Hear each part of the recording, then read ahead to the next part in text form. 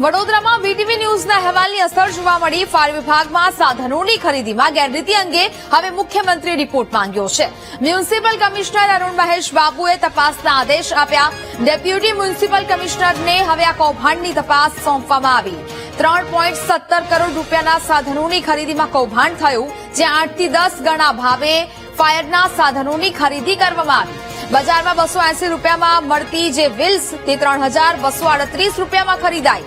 બજારમાં 1800 રૂપિયામાં મળતી એલઈડી ટોર્ચના ચૂકવ્યા છે 18,898 રૂપિયા. બજારમાં જે ચપ્પુ 275 રૂપિયામાં મળે છે તેના 3,639 રૂપિયા ચૂકવ્યા.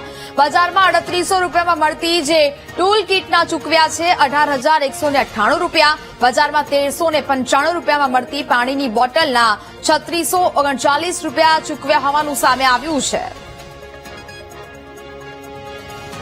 સંવાદદાતા માનુ ચાવડા વધુ વિગતો સાથે લાઈવ જોડાયા છે. માનુ, જે પ્રકારે વડોદરામાં ફાયર વિભાગના સાધનોની ખરીદીમાં જે મોટું કૌભાંડ સામે આવ્યું છે, હવે મુખ્યમંત્રીએ રિપોર્ટ માંગ્યો છે. માનુ,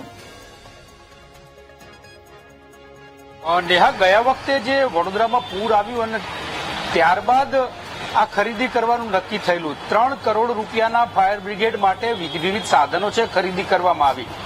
જેમ પોર્ટલ ઉપરથી ખરીદી કરવામાં આવી તેમ છતાંય જે ભાવનો વધારો છે, જે મૂળ કિંમત હોય છે એના કરતા 8 થી 10 ગણો વધારે આ ભાવ વધારો ચૂકવવામાં આવ્યો છે.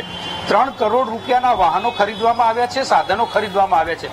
પાણીની બોટલ હોય, ચપ્પુ હોય કે જે લશ્કરો વાપરે છે, સિસોટી હોય, માત્ર 200-250 રૂપિયાની જે વસ્તુ છે એના 1500 થી 3000 રૂપિયા ચૂકવવામાં આવ્યા છે. 3 કરોડ રૂપિયાની આ ખરીદી કરવામાં આવી છે અને સમગ્ર મામલે જે પર્દાફાશ થયો છે, ગઈકાલે વીટીવીએ અહેવાલ પણ પ્રસારિત કર્યો હતો. મુખ્યમંત્રીએ આનો તમામ અહેવાલ છે માગ્યો છે કે આની ખરીદીમાં હકીકત શું છે એના માટેની માગણી કરવામાં આવી છે, એવા આદેશ કરવામાં આવે છે. અને એના પગલે જ મ્યુનિસિપલ કમિશનર અરુણ મહેશ બાબુ છે એમના દ્વારા તપાસનો આદેશ કરવામાં આવ્યો છે. ડેપ્યુટી મ્યુનિસિપલ કમિશનર છે ગંગાસિંહ, એમને આ તપાસ કરવા માટેના આદેશ કરવામાં આવ્યા છે અને આ મામલે તપાસ શરૂ થઈ ગઈ છે. જે રીતે ખરીદી કરવામાં આવી છે, બજારમાં મળતી જે કિંમત છે એના કરતા 8 થી 10 ગણા ભાવ વધારો આપી અને પૈસા જે ચૂકવવામાં આવ્યા છે.